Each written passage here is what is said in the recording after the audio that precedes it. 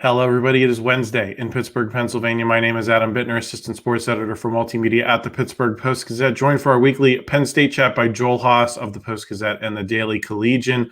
I am back from LA. I was off of last week, so I'm excited to talk about some Penn State football and the second half of the season that begins on Saturday when Penn State travels to Wisconsin. We're going to talk about whether this is potentially a trap game for Penn State just because of what it comes between in terms of that cathartic win out in LA. And then obviously you have Ohio State in the whiteout against Washington looming in the next couple of weeks.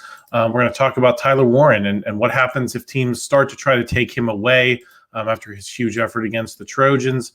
Then get a little bit into KJ Winston, Quinton Martin, and who we might see step up in the second half, make some second half predictions. So a lot to talk about today. Before we do, just want to thank our sponsor for this episode of the podcast. It's Voodoo Brewery, State College. Enjoy world-renowned craft beer, delicious cocktails, and our almost famous lobster rolls at Voodoo Brewing Company, State College Pub, located right off College Avenue and Route 322 at 201 Elmwood Street, State College. VBC has something exciting going on every day of the week. Join us this fall on Mondays for weekly free play cornhole tournaments, or test your knowledge with pub trivia every Tuesday at 6. Wednesday is our game night featuring board games, card games, and adult games. Every Thursday, your boy Dots hosts bingo, but this is not your Nana's bingo. Saturday, we have your Nittany Lions and college football on all day. We finish off Sundays with our weekly brunch paired with Steelers, Eagles, and Red Zone coverage. Can't wait to see you at the VBC State College Pub. Okay, Joel, let's get into this. As I mentioned at the top, the USC game was a thrilling comeback. It was a marquee win against a blue blood program in a legendary venue that Penn State hasn't played in for a long time. I don't want to diminish any of that, but on the other hand, you have OSU and Washington coming up later on. But this Wisconsin team is pretty good. It's hammered kind of these middle tier Big Ten teams pretty soundly. Roughly the same level of underdog as USC was based on the point spread.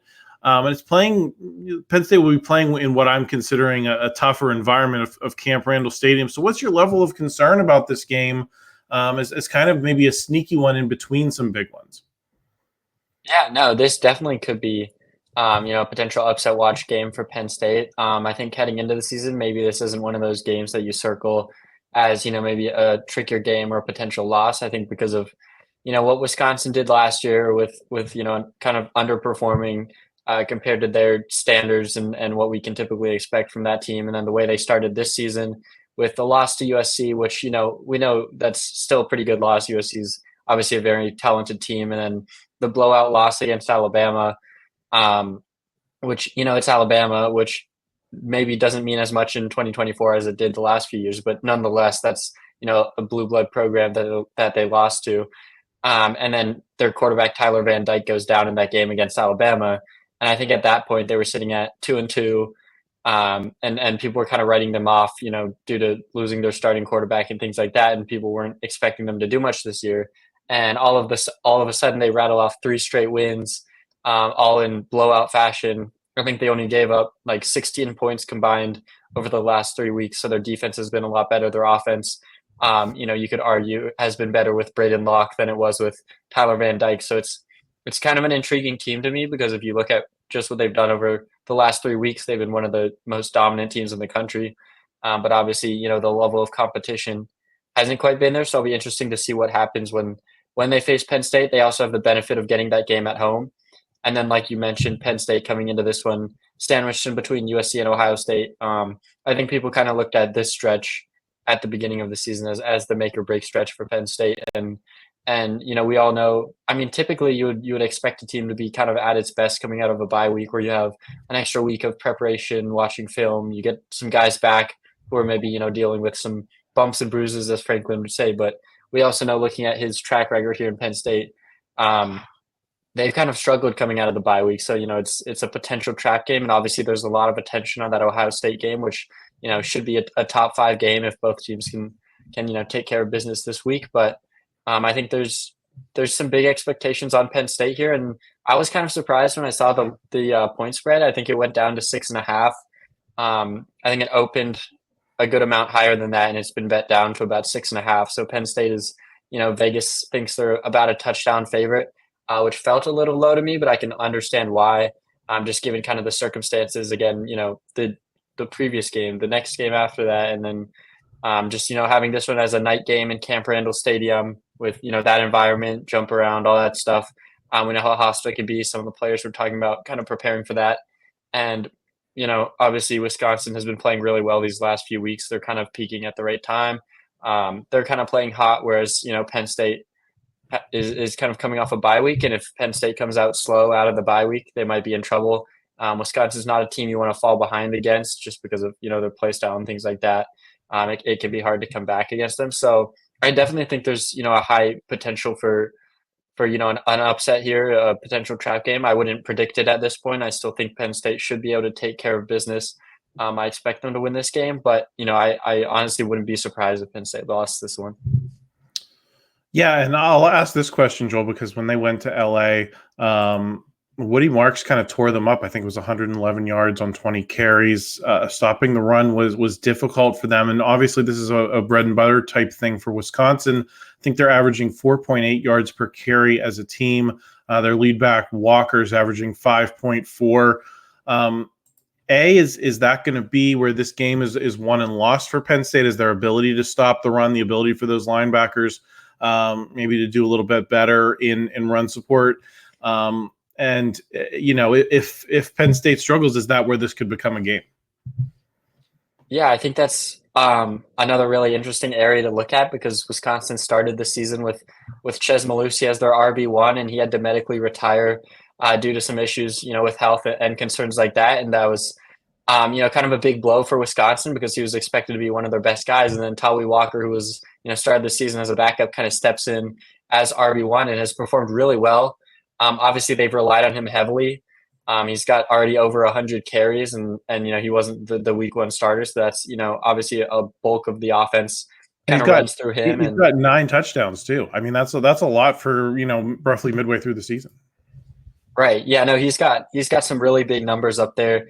I mean, that's pretty typical with Wisconsin when you look at the history of the running backs, Jonathan Taylor and a few other guys, Melvin Gordon, just going back, who have hit, really big, especially yardage numbers.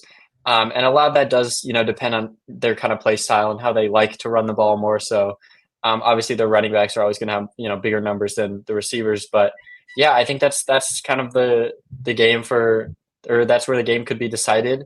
If you're Penn State, you obviously want to key in on that and be able to stop the run, but you have to be careful for kind of those read option plays with Locke and his ability to pull the ball and then hit you for a big pass if you're not careful, and if you kind of fall asleep at the wheel there in the secondary. So obviously you have to watch out for that, but the main thing will be trying to stop the run. And I feel like a lot of the time this year when we've been watching Penn State, when they allow a big play, I feel like I almost always look to the linebackers, whether it was a missed assignment or they hit the wrong gap or just some type of collapse in coverage. I feel like a lot of the time it's been the linebackers who have been kind of that liability for Penn State this season, and so that'll be a key for them. They're gonna have to probably play one of their better games in order to try and stop that run, come out with a win. Obviously a hostile environment, so it's gonna be difficult, but I think your point is a good one. I think that's kind of the matchup to watch. If Wisconsin isn't able to run the ball, I don't think they pose too much of a threat through the air, especially with a backup quarterback in the game. So I think, yeah, if you're Penn State, you should be kind of keying in on that run. Obviously, like I mentioned, you got to watch out for that read option that can get tricky, and any Division I team is going to be able to pass the ball somewhat efficiently if you leave guys open. So obviously you still have to play well on the back end, but yeah, keying in on the run, I expect that'll be Penn State's game plan. James Franklin was asked about those linebackers in his weekly news conference. He was asked about the receivers as well, and he's spoken rather glowingly about the receivers, even though I think some people look at them and wonder, how good is that group really? Still, they've done better than last year so far, but when it gets to the meat of the schedule, are they going to step up? James Franklin seems quite optimistic about that group, but then you ask him about the linebackers, he says, I feel good. And there's not a whole lot of expounding on that. So what's your read on I guess, your level of confidence, but also his confidence in that group, and how that could impact the second half of the season? Yeah, I think that's probably the area that's kind of taken the biggest step back when you compare this year to last year. Obviously, you lose Manny Diaz, who was also the linebackers coach, as well as defensive coordinator, and obviously did a great job there. You have obviously some turnover at the position with, Curtis Jacobs goes to the NFL and then Abdul moves down to defensive end, but you've still got guys like Kobe King and Tony Rojas who entering the season, had a good amount of hype and people felt confident in what they could do. And I think there's an argument to be made that both of those guys have actually regressed this year compared to where they were last year. There's some other kind of veteran names in that room. Dom DeLuca, Tyler Elsdon, guys who have been there for a while and should know what they're doing, but they're also not the type of guys who are going to be on, the all Big Ten teams at the end of the year or anything like that. And I think if you're Penn State, I mean, I would say the unit's kind of underperformed compared to expectations. And obviously Franklin's never going to admit that. He's always going to be complimentary of his guys, but at the same time, I think you have to look at just kind of the way the games have gone so far. The defense at times has given up yardage, especially in that last game against USC, and what Woody Marks was able to do against Penn State, kind of gashing them. The Trojans just found a lot of success on the ground, and I think obviously Wisconsin's a team that can run the ball well, and they're going to probably try and follow the same blueprint. So I think for the linebackers, kind of like I said earlier, it'll be very important for them to be gap sound and to kind of just know what's happening and not get lost and have any sort of breakdown in coverage and be sound tacklers and things like that. Yeah, that'll be definitely the matchup to watch this week. Another thing we got to watch is what's going to happen with Tyler Warren now, because you can't have a game like he had against USC, 17 catches over 200 yards, and for people to not notice. I think, maybe before that he was maybe more of a local or Big Ten story. But now the season Tyler Warren's having is on some level a national story. I mean, there's some people are even putting him forward and saying there should be Heisman buzz. I don't agree with that nearly yet. I think you got to have like 3 or 4 more games like you did at USC before we can start to have that conversation. But regardless, he is on the national radar in a major way. Are teams inevitably going to try to start to try to take him away as opposed to maybe the running back? So I think most defenses have geared up to stop to this point because it just seems like he's impossible to ignore now if you're a defensive coordinator. Well, he's impossible to ignore, but I think in a way he's also kind of impossible to cover. We've heard Andy Kotelnicki talk about it a lot, how he's just so versatile and he's so good in every aspect. And Franklin has said it as well, that he's, one of the rare tight ends that's, a great blocker, great at catching the ball and running routes and things of that nature. And then obviously we've seen what he can do with throwing the ball and even snapping the ball. Obviously those are just, a couple little trick plays here and there, but his background as a quarterback, I think, helps, obviously, if you want to use him, in kind of a passing situation, but also just in terms of understanding the offense and kind of having a greater appreciation of, how things work and what he's expected to do every play. I think he does a good job of that and just finding those gaps in the defense. And I think Kotelnicki has done a really good job of utilizing him and kind of, he obviously is asked to do a lot, in whether it's snapping the ball, throwing the ball, catching the ball, whatever. They asked him to do it a lot, but he's kind of able to handle all those different responsibilities. And if you're a defense, it's like, how do you cover a guy who can line up literally anywhere on the field and basically do anything? It's a really tricky situation if you are a defense. Obviously, you want to put the attention on him and make sure you have someone covering him at all times, make sure you know where he's lining up on the field. But at a certain point, if they're just going to, throw a 50-50 ball to him and he comes down with it, that's kind of unguardable. If he's, lining up in ways where you have to put, maybe a smaller corner on him, that's, going to be really hard for them to beat him in terms of physicality. Or, if you're lining him up with a linebacker, then he's probably got the speed to make them pay. So it's really difficult unless you're just throwing, 2 guys on him every play. It can be really difficult to try and guard him. And so I think, part of it is just that he is kind of truly unguardable just based on his skill set, based on his versatility and everything that he's able to do. Obviously, more of an emphasis to kind of guard him, but at a certain point, there's nothing you can really do when a player is that good and can do that many things. So it'll be interesting to see how Wisconsin handles it, because obviously he's gotten a lot more attention after that USC game. So we'll see if they try kind of something different that maybe other teams haven't, but that will be something interesting to watch, I think. Yeah, I think the question isn't, can teams completely stop him? I don't think they can, to your point. I think he's going to get his catches. I think the question is, can he have, kind of dominant efforts all the time? I think that's what's going to become a lot more difficult for Tyler Warren. So then the question becomes, if they start to take some things away from him, who are the guys you're looking at to step up? Is it the running backs who've kind of had a quiet couple of weeks since the Illinois game? Is there a receiver in this group that you're seeing take strides toward having a dominant game? I think we saw, Julian Fleming. He stepped up with those clutch catches, but we haven't quite seen him really go off yet. Trey Wallace had the big opener. Omari Evans has made some big plays. Liam Clifford's had his day, but we haven't seen one of them step up and go like 10 catches on 12 targets or anything quite like that yet. Do you think there's potential for that from the receiver group? And do you think there is any potential for the running backs to be carrying more of a burden than they already are?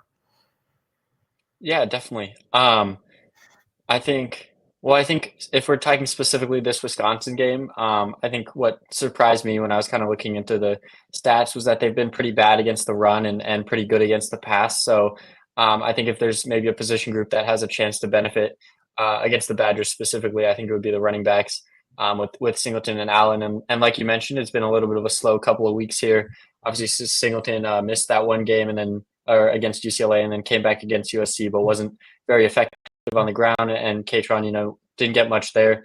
I don't want to discount Singleton's game-tying touchdown or anything like that, but that was a reception, and in terms of actual yardage on the ground, his numbers were pretty low. There's a chance that whatever it was that kept him out against UCLA, which we still haven't learned if that was an injury, if it was some kind of illness. We still don't know what that was. Maybe it was still bothering him against USC, and maybe he'll be back to form against Wisconsin. We'll have to wait and see. But I do think, the running backs can obviously take advantage of that if defenses are kind of loading up on Tyler Warren and putting more of their focus on him. I think that can open up things for the running backs to kind of bounce back after a slow couple of weeks. And they had a pretty good start to the season through those first 4 games. So it'll be interesting to see what happens there. In terms of wide receivers, I think Fleming's an interesting case because even in that USC game, prior to his 2 big 4th down catches, we saw, he was called for an offensive pass interference, on that first drive. And then he had, I think, 1 or 2 drops. I know he had at least 1 drop earlier in that game. And then obviously when it comes into crunch time, he comes up big with a 16-yard catch and a 17-yard catch, both on 4th down to keep Penn State in that game. And he's a big part of why they ended up winning that game. But I think you would like to see it more consistently. It'll be interesting to see if they try and get him more involved against Wisconsin.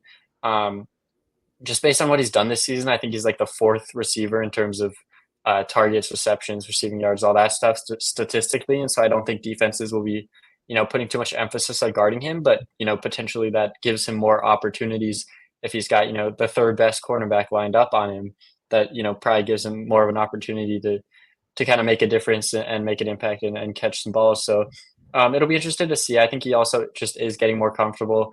We got to talk to him this week, and he kind of talked about that, how it was an adjustment period. He said when he transferred into Penn State from Ohio State after 4 years at Ohio State, he said that it was almost like coming in as a freshman again, where he had to kind of relearn everything, reestablish himself, and kind of build that connection and build that chemistry with Drew.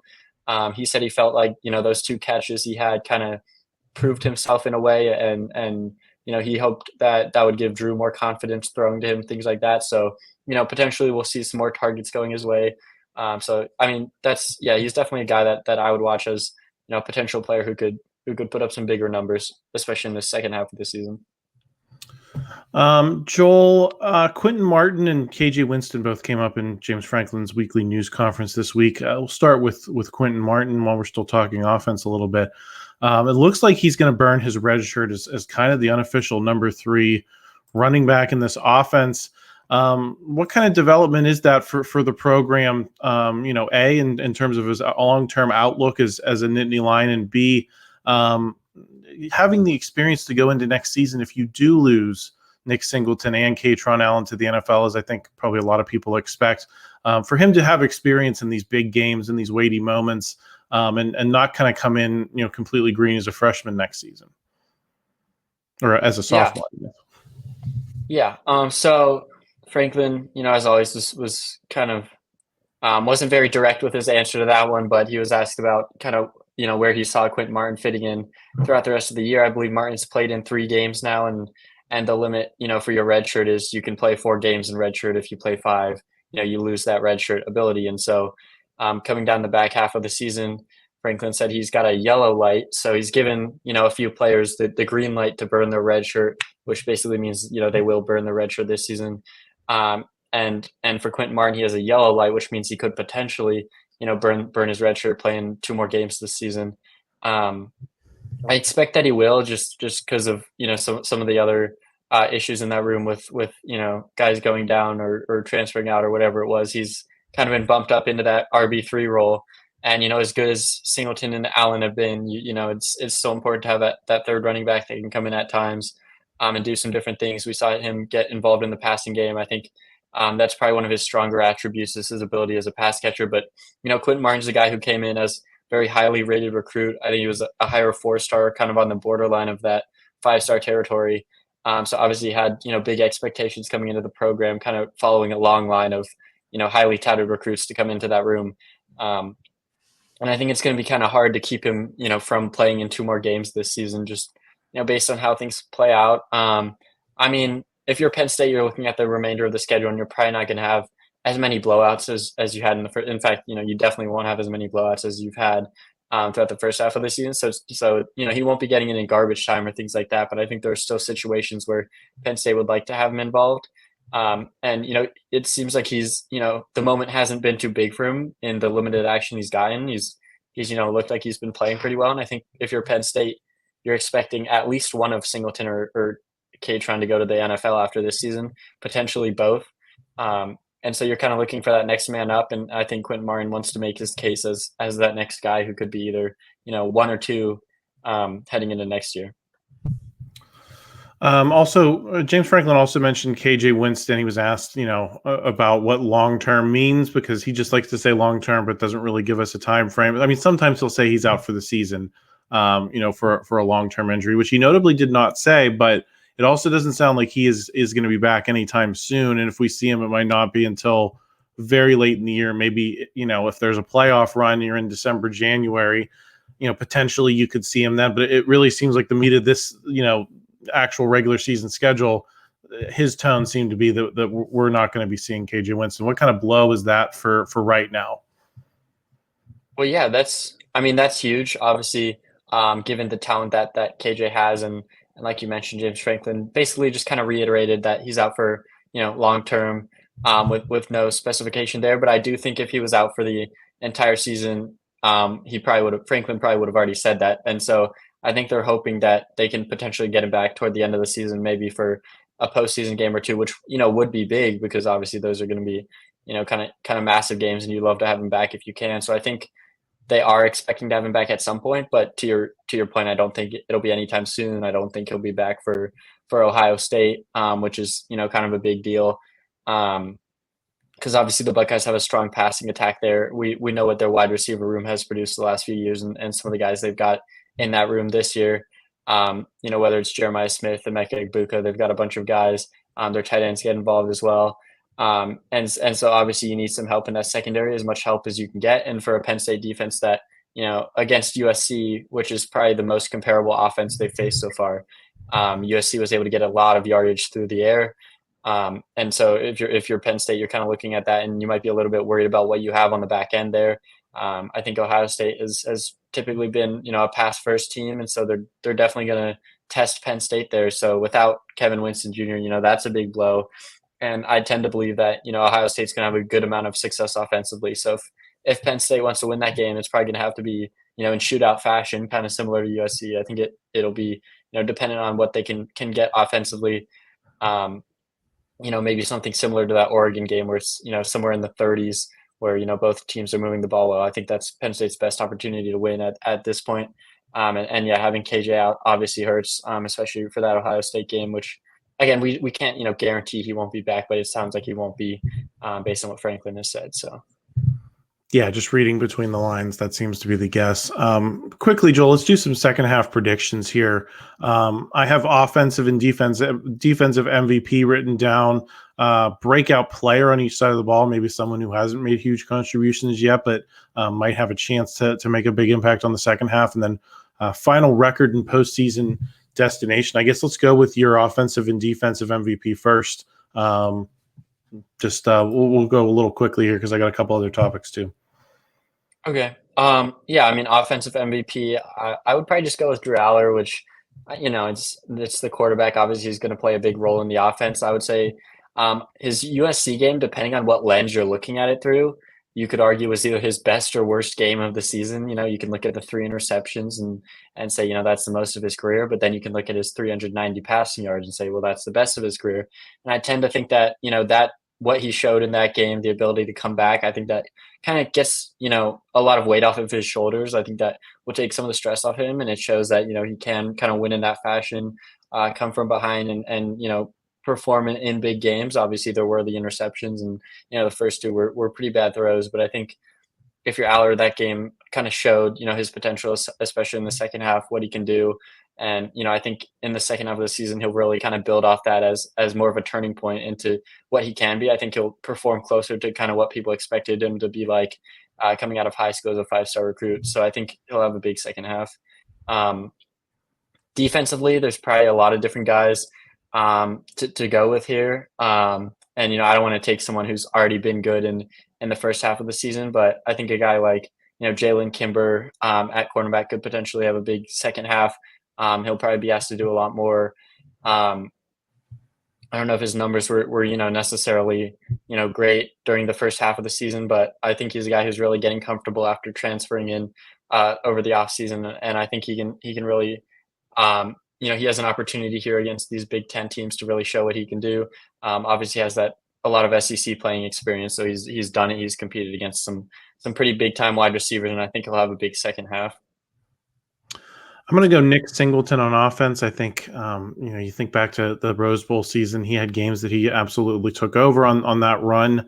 I think we could see something similar from him. I think Penn State's kind of putting the pieces together, and I think you're going to see some of those big runs that we always remember, that evoke that Rose Bowl that he played in, and Saquon Barkley and some of Penn State's better seasons of recent vintage. So I'm going to go Singleton there. I'm going to go Abdul Carter. I mean, I guess that's an easy pick, but I think he's shown signs of being the dominant force that I think a lot of people expect him to be. But obviously there's been, still some transition there to the defensive line. I think he's going to find his niche and have some memorable games as well. Maybe like Micah Parsons, who wore his number before him in that Cotton Bowl, just kind of took over. I think we might see a couple games like that from Abdul Carter. Breakout players, Joel, who are you looking for in that regard? Yeah. Man, I don't know if Cooper Cousins counts or not. I would love to go with Cooper Cousins there. I believe he hasn't started a game yet. I think that probably changes in the second half of the season. Hopefully not due to any type of injury or things like that. Hopefully it's just based on kind of his performance during practice and things like that. But I think he's done really well based on kind of the limited action we've seen. Got a little bit of an extended run. I think it was the Illinois game where a couple of the guards went down and Cousins got in there at guard and played really well. So I think he's shown some really good stuff. Obviously, he was Penn State's highest recruit in this cycle. So he's kind of had the highest expectations placed on him. But as an offensive lineman, that's obviously a position where, sometimes it takes a few years of development at the, college level before you're kind of ready to play. And he's been able to jump right in. I think, just kind of the work ethic and what we've seen from him so far kind of positions him to have a bigger second half of the season. I think he's a guy who's on a really, high trajectory, seems to be improving very rapidly. So I think he's a guy that could really take over and potentially get some starts during the second half of the season. I think on the defensive side, I look at Dejon Lane, a guy who, is one of the few guys that Franklin gave the green light to burn his red shirt this season, who's already played a good amount back there at safety. And with Kevin Winston Jr. getting hurt, he's obviously been thrown into the fire probably a little bit quicker than the team expected. But I think he's played well, and I think the team's going to need him to play well because after Kevin Winston went down, Jalen Reed kind of moved back to more of a traditional safety role instead of the Lion role, and there was kind of some shuffling in that secondary. But Penn State and Franklin have kind of said that, if Dejon Lane can kind of develop and if he, shows a bit more at safety and the team feels more comfortable trotting him out there at safety, then they would feel comfortable bringing Jalen Reed back down into the Lion role. And, it's kind of a chain reaction there where they can move a couple of guys around depending on if they can get Lane out on the field. in more of a traditional safety role. And I think, his development will be extremely important. There's obviously some high stakes on him. And like we talked about earlier, missing Kevin Winston Jr. is a big blow to Penn State secondary. So having a guy like Lane step up could be really big. I am going to go on offense with Trey Wallace. I think we might finally see him, maybe be a little bit more consistent. I think we've seen the flashes of brilliance, but you're really looking at him to be, a more reliable presence in this offense. On defense, I think I'm going to go A.J. Harris. He's done some good things, but he has that 5-star talent. I think he's started from a solid place. Going back to the conversation about Julian Fleming, I think the question is, can he step up and be like a really good, cornerback and really make a difference down the stretch? So those are going to be my picks there. I'll go straight into final record and playoff destination. I'm going to go 11-1. Joel, that's what I said at the beginning of the season, and I think now that you have the USC win under your belt, if you could win this week, there's really no excuse not to go at least 11-1. With the remaining schedule and how some of those teams you're facing have performed. I'm going to guess that if you lose to Ohio State, you're not going to make the Big Ten championship game because Ohio State will have the tiebreaker over you, and Oregon, it looks like the best team in the conference. So necessarily, I think that means you can't hope for more than a 5 or 6 seed if you're Penn State. I think what you're hoping is the resume is going to stack up really well with some of the teams that you'll have a chance to beat in the second half beyond Ohio State. So I'm going to go 11-1. I'll say number 6 seed in the college football playoff, and then we'll kind of see from there. What about you?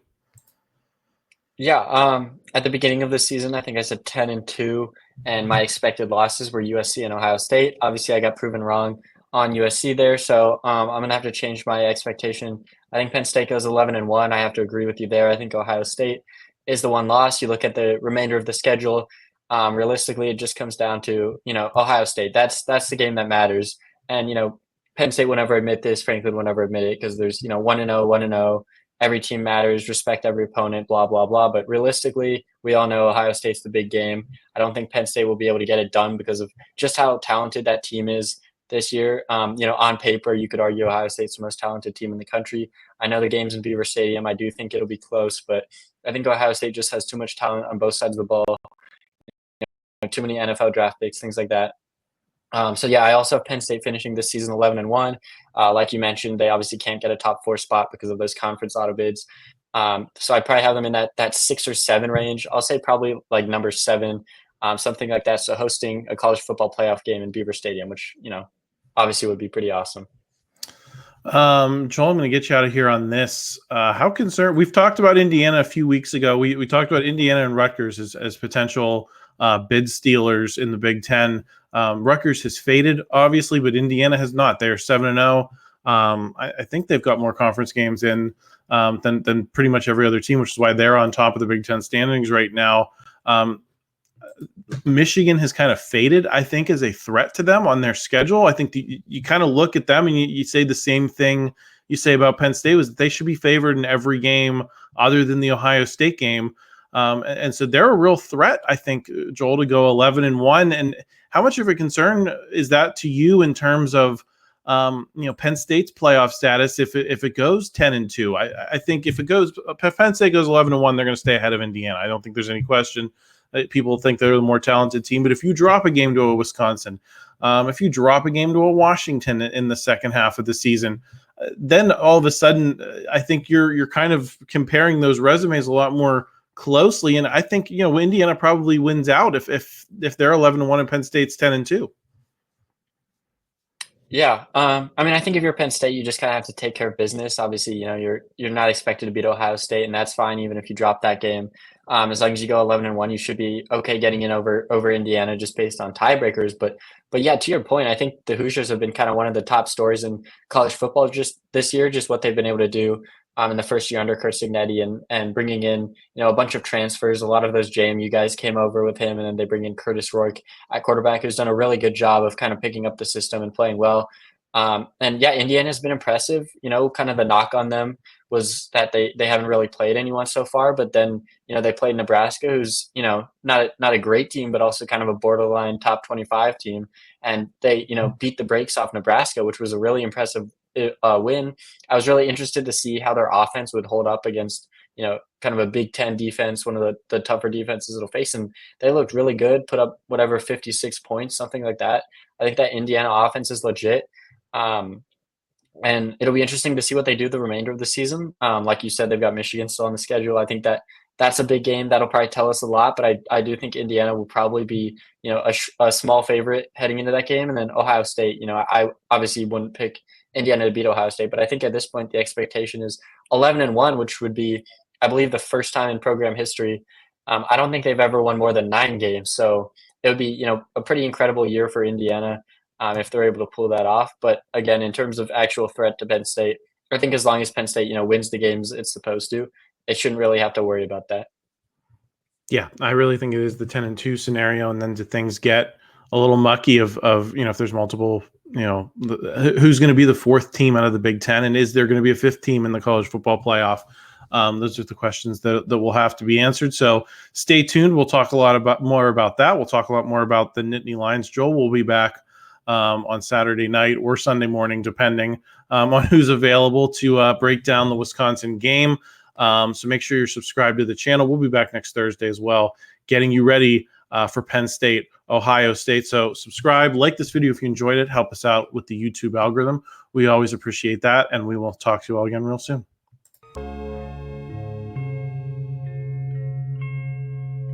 Thank you for checking out this content from Post-Gazette Sports. If you watch this video on YouTube, please like the video and subscribe to our channel.